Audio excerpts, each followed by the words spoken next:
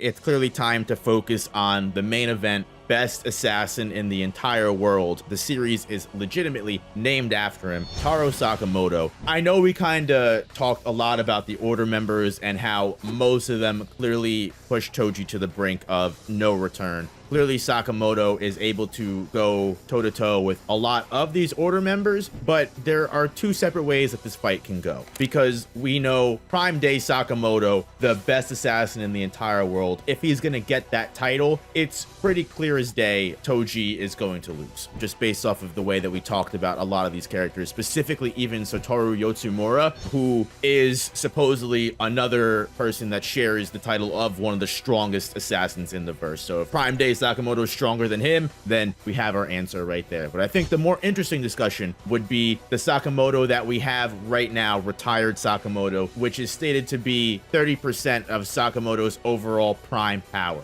When you want to talk about weapon proficiency, is probably one of the greatest examples of that in not just his verse, not just Jujutsu Kaisen, but probably manga as a whole. I don't know, my scale isn't that high. You've probably read more manga than me, and I'm sure there's commenters that are going to remind me of characters that have probably put up a better feat than Taro in the millions of media that have been presented. But actually, Gata High School has like really crazy martial arts feats. No, but like, yeah, I mean, I definitely agree with the sentiment at the bare minimum. Sakamoto is like, he's that guy when it comes to weapons. He's that guy when it comes to fighting, adaptability, like just like, I mean, he's elite, right? Going back to 30% Sakamoto, mid to high tier Order members are kind of like not where he peaks, right? But sort of where he's meeting his match, right? Kanaguri wasn't like a very simple fight for him. Not to say he was like super high diff, but it wasn't the easiest match in the world. The fact that Kamihate was someone that Sakamoto kind of also looked like is like, okay, this is bad. We got to get that from him, whatever. He is obviously a far cry from what his like full power once was. Toji might be able to get back in this fight just because he's now not getting like outsped, out like punched, and like in terms of durability, I mean, he also is like, you know, he's a very durable guy himself. He obviously has the extra senses we've been talking about for this entire video. I guess the question is sort of, do you think Sakamoto's skill is enough to overcome the sort of difference in variety of tools? Because I do think that's sort of the main advantage they have against each other, whereas their stats seem relatively comparable, but Toji has better weaponry going into it. Sakamoto has better like hand-to-hand combat ability, adaptability, and general like skill level. How much of an advantage they both have over the other in their respective categories, it definitely is an interesting fight to sort of see play out, right? You have Toji with a one-shot ability, Toji being able to like fight Sakamoto with pretty high levels of proficiency from like crazy range and being able to mix and match that whenever he needs to. And then Sakamoto obviously being like Sakamoto, you know what I mean? I definitely feel like the environment and location plays a big part in the fight between 30%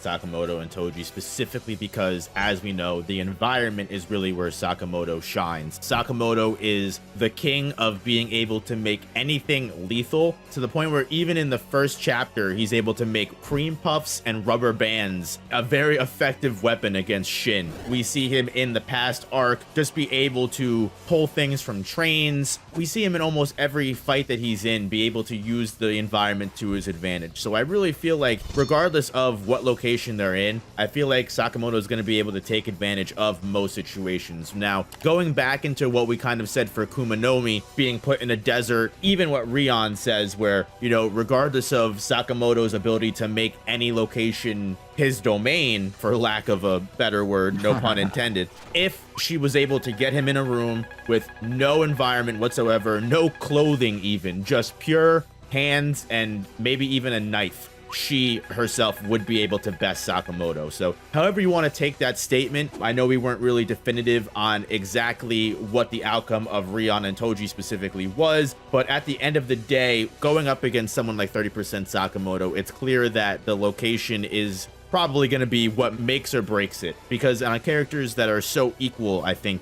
which is not that crazy to say, Toji coming into the battle with weapons is going to give him an early lead in the beginning. But as we've seen from Sakamoto's durability, Sakamoto's speed, I don't really think the soul splitting blade is going to be something he's going to get hit with, let alone get hit really at all with any kind of critical attacks. I think I would probably put money on Sakamoto on this one, but I'm not sure if you have a different result. Fair enough. Yeah, I definitely definitely do think that circumstance and like environment changes it. The more bare the environment, the more I'm willing to bet on Toji. You put him in a store, you put him in his store. I suck.